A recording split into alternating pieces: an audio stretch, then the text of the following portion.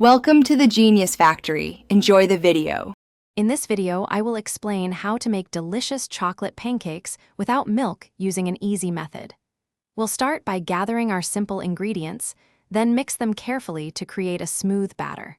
Finally, I'll show you how to cook these fluffy treats to golden perfection, ready for your favorite toppings. It's a straightforward process for a delightful breakfast.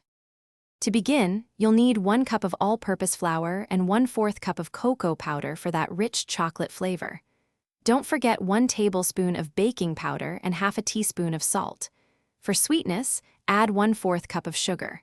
Finally, gather 1 cup of water, 2 tablespoons of oil, and 1 teaspoon of vanilla extract.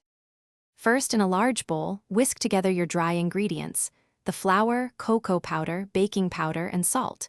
In a separate bowl, combine the wet ingredients: water, oil, sugar, and vanilla extract. Now, pour the wet mixture into the dry ingredients. Mix gently until everything is just combined. Remember, overmixing can lead to tough pancakes. Now it's time to cook. Heat a lightly oiled griddle or non-stick pan over medium heat. Pour about 1/4 cup of batter for each pancake.